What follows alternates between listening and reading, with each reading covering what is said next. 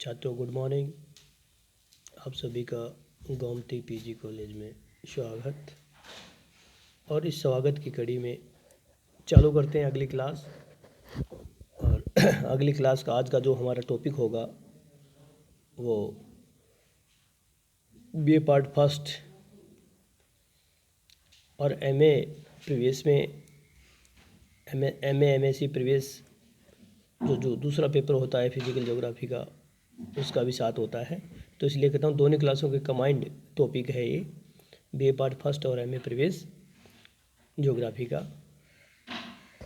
ये जो पेपर है इसका नाम है फिजिकल ज्योग्राफी भौतिक भूगोल। जो पहला पेपर है, दूसरा पेपर राजस्थान का भूगोल है। तो भौतिक भूगोल के कड़ी में हमने सबसे पहले इसी में पृथ्वी और पृथ्वी से संबंधित ब्रह्मांड, अंतरिक्ष, खगोल, इनके बारे में जानकारी ली। और फिर उसके बाद में भौतिक भूगोल का जो एज ए सिलेबस के आधार पर पृथ्वी की उत्पत्ति वाला जो टॉपिक पढ़ा हमने, पृथ्वी की उत्पत्ति कैसे होती है। और पृथ्वी की उत्पत्ति के बाद फिर अगला जो टॉपिक है, जो बहुत ही महत्वपूर्ण टॉपिक है भौतिक भूगोल का, इस टॉपिक का नाम है महाद्वीप और महासागरों की उत्पत्ति। देखिए, जब अपन बात करते हैं भौतिक भूगोल का बेस कहते हैं या भूगोल का जो बेस कहते हैं वो भौतिक भूगोल माना जाता है, क्योंकि ज्योग्राफी में भूगोल में की दो शाखाएं हैं।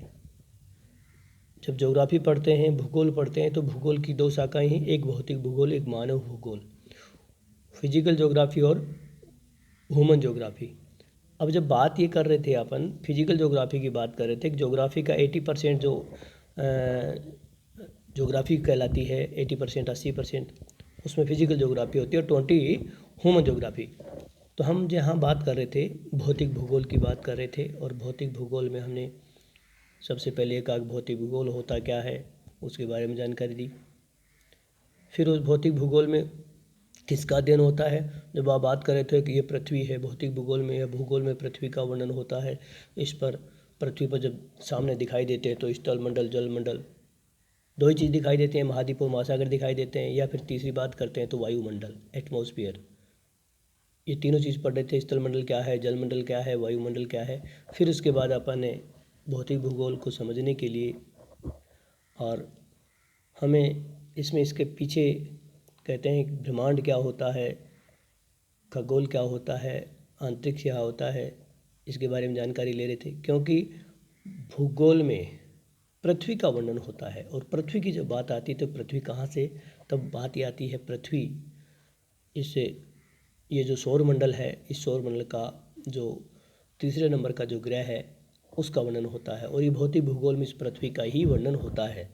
तो सबसे पहले अपन बात यही कर रहे थे पृथ्वी की उत्पत्ति कैसे होती है, और अपन बात की पृथ्वी की उत्पत्ति, आगे पृथ्वी की उत्पत्ति इस प्रकार होती है।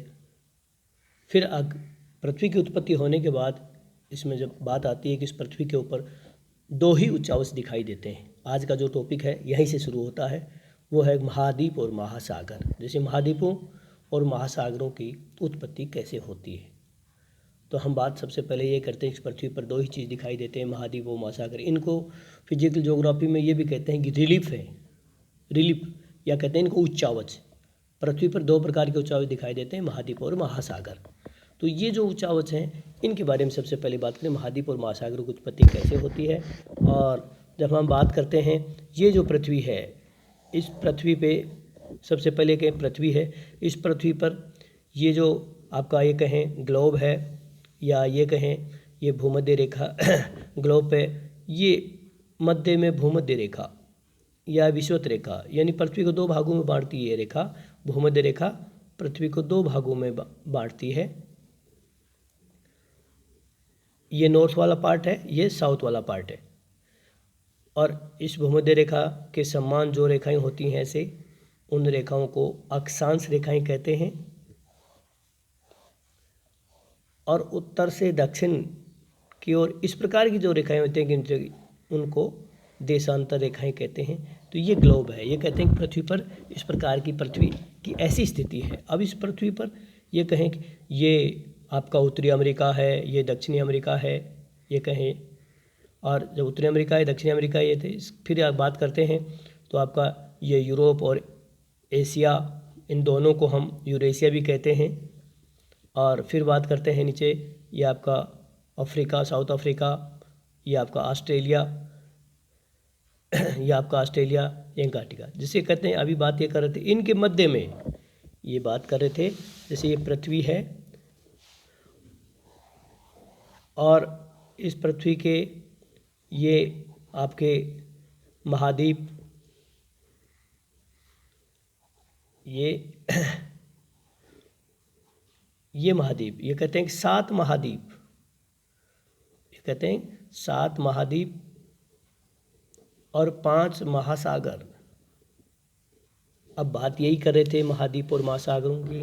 अब इस पृथ्वी पर महाद्वीप और महासागरों की उत्पत्ति कैसे होती है, देखिए। अब हम फिजिकल ज्योग्राफी की बात करें तो बात ये करें, महाद्वीप और महासागरों की बात करते हैं। ये पृथ्वी पर प्रथम प्रकार के उच्चावच हैं। अब इसमें बात करें अपन तो देखिए, कहेंगे महाद्वीप व महासागर। सबसे पहले हम इसके डेफिनेशन के आधार पर ये कहें कि महाद्वीप व महासागर प्रथम श्रेणी के भू आकार कहते हैं या उच्चावच के, क्योंकि यह पृथ्वी पर बनने वाली सबसे पहली जो भू आकृतियाँ होती हैं उनकी उत्पत्ति या विकास या विस्तार के विषय में जब बात करते हैं तो अनेक भूगोलवेताओं के अलग अलग मतभेद हैं। जब सबसे पहले बात ये करते हैं इसी में महाद्वीप और महासागरों की उत्पत्ति कैसे होती है, तो पृथ्वी पर 70.8% भाग पर जल है और 29.2% भाग पर आपका स्थल है, या ये राउंड फिगर में ये कहें 71 और 29। अभी बात ये कर रहे थे स्थल का, इस स्थल का जो बात करते हैं, विस्तार की बात करते हैं तो उत्तरी गोलार्ध में स्थल की अधिकता है। इस उत्तरी गोलार्ध आपका ये कहें, अब ये जो आपका गोलार्ध है, अभी नॉर्थ पाल कर रहे थे, इसमें विस्तार स्थल भाग अधिक है और दक्षिणी गोलार्ध में जलीय भाग अधिक है। जब दोनों की बात करते हैं, उत्तर में स्थल है, दक्षिण में जल है, तो इसी के आधार पे कहें अगर दक्षिणी गोलार्ध में जल की अधिकता के होने के कारण जलीय गोलार्ध कहलाता है। और महाद्वीप और महासागर की सामान्य जो आकृति कहलाती है वो त्रिभुजाकार कहलाती है। जो महाद्वीपों की और महासागरों की जो स्थलाकृति कहलाती है, उनका जो आकृति कहलाती है वो त्रिभुजाकार कहलाती है। लेकिन महाद्वीपीय भाग लगभग, बात ये कहते हैं अगर लगभग त्रिभुजाकार हैं, जिनके जब बात करें उनके आधार की बात करें किस, तो उनमें उत्तर में और दक्षिण की, यानी कि जो अधिकतर दिखाई देता है उनका जो शीर्ष होता है वो उत्तर में दिखाई देता है अधिकतर। इसलिए महासागर भी लगभग त्रिभुजाकार होते हैं और इन्हीं के आधार पर दक्षिण में इनके शीर्ष की ओर होता है। जब हम आगे बात करते हैं आखिर महाद्वीप और महासागर क्या होते हैं, इनकी उत्पत्ति कैसे होती है, महाद्वीप और महासागरों की उत्पत्ति के विकास में अनेक विद्वानों के, अनेक साइंटिस्टों के, अनेक भूगोलवेताओं के मतभेद हैं। सबसे पहले हम बात ये करते हैं महाद्वीप और महासागरों के बारे में। केल्विन का नाम सुना है आपने। सबसे पहले केल्विन एक भूगोलवेता साइंस, वो कहते हैं कि पृथ्वी की, ये जो पृथ्वी है, पृथ्वी के ठंडे होते, जब पृथ्वी ठंडे होते समय संकुचन के कारण, पृथ्वी जब धीरे धीरे ठंडी हुई है और उसके संकुचन के कारण महाद्वीप और महासागरों की उत्पत्ति हुई है, केल्विन कहते हैं।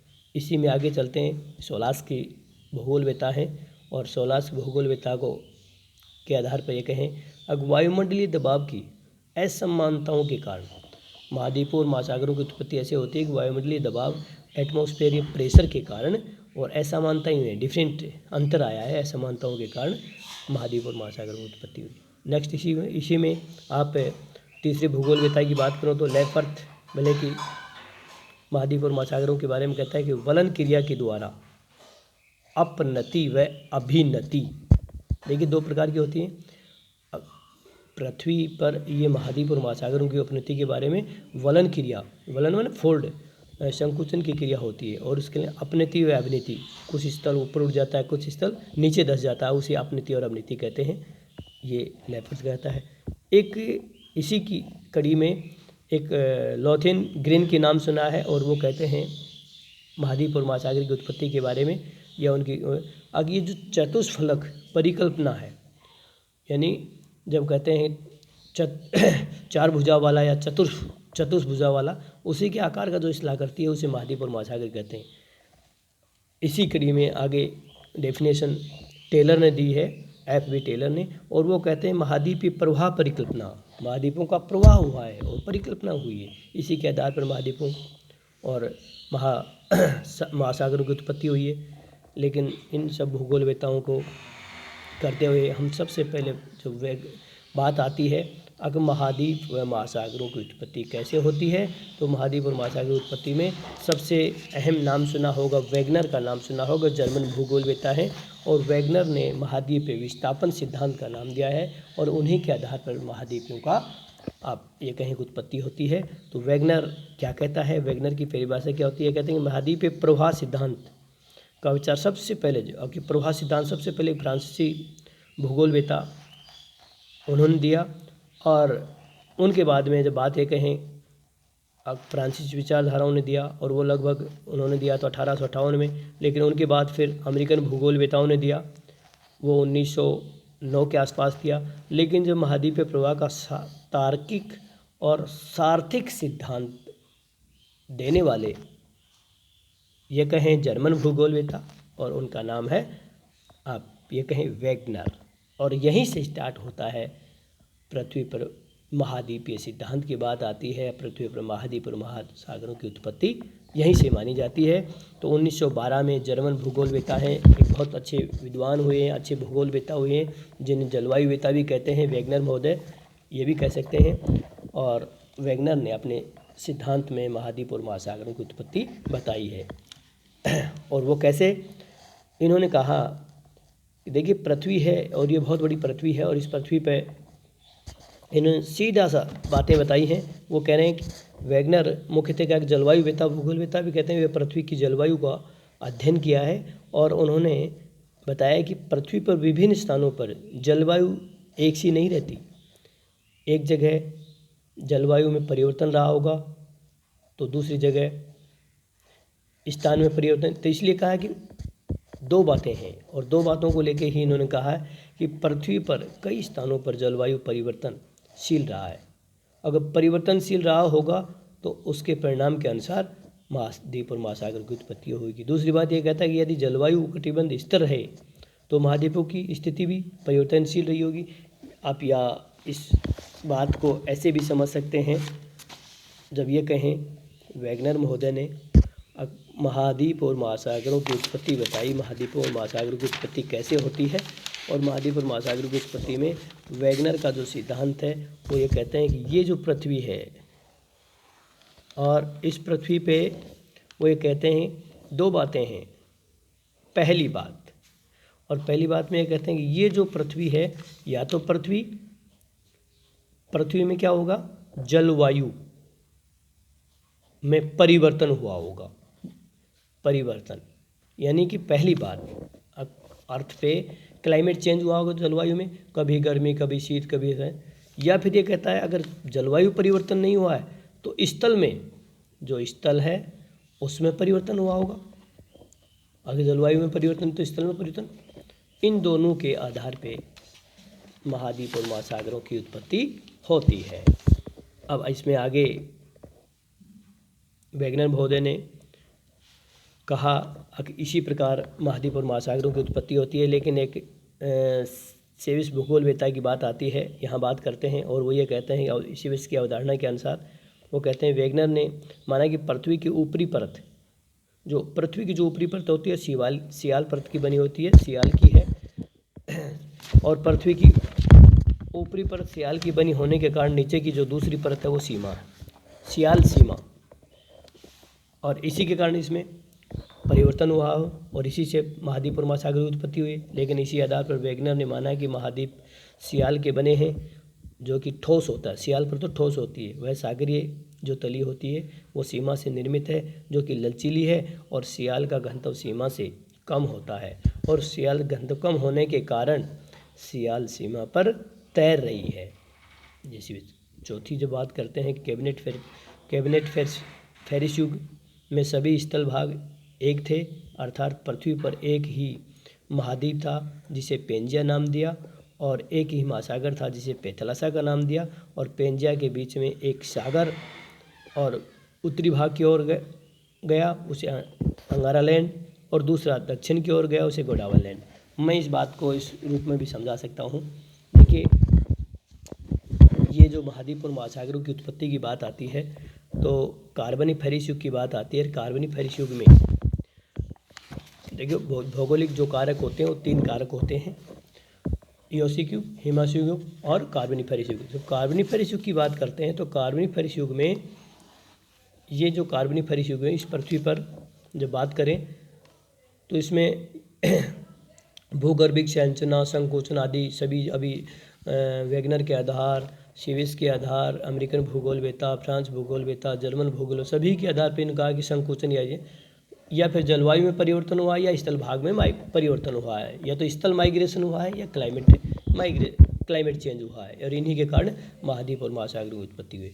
लेकिन हम बात ये करें कि पृथ्वी पर महाद्वीप और महासागरों की उत्पत्ति में इस संकुचन के कारण ये जो उत्तरी भाग है, ये मध्य भूमध्य रेखा के ऊपर ये नॉर्थ पोल है, ये साउथ पोल है इधर, तो ये कहते हैं यहाँ ये कुछ सबसे पहले कहें कि यहाँ एक स्थल था और उसके चारों ओर, इस स्थल के चारों ओर ये स्थल था। इस स्थल को पेंजिया के नाम से जाना, पेंजिया के नाम से इसको पेंजिया कहा, और पेंजिया के चारों ओर पानी भरा हुआ था, उसे पेथालासा कहा, पेथालासा। और यहीं से स्टार्ट होता है पेंजिया से महाद्वीपों का निर्माण, पेंजिया से महाद्वीपों का निर्माण और पेथालासा से महासागरों का निर्माण। अब जहाँ जैसे जैसे आपका ये ऊपर एक भाग ऊपर गया, एक भाग नीचे गया, ऊपर वाले को आपका ये कहें आपका आयरलैंड कहें, और नीचे वाला जो भाग कहें उसे गोंडवाना लैंड कहें। तो आयरलैंड से 3 महाद्वीपों का, उत्तरी अमेरिका, यूरोप और एशिया तक। जब ये कहें दूसरे जो गोंडवाना लैंड की बात आती है उनसे महाद्वीपों की बात आती है, दक्षिणी अमेरिका, अफ्रीका, ऑस्ट्रेलिया, अंटार्कटिका। ये इस प्रकार महाद्वीपों का निर्माण, इनके बीच बीच में जो पानी भर गया वो गया महासागरों की बात आती है। तो इसलिए वैगनर के सिद्धांत और ये कहें कार्बोनिफेरस युग की बात आए तो यहाँ से मुख्य रूप से माना जाता है कि पृथ्वी पर महाद्वीप और महासागरों की उत्पत्ति होती है। Thank you.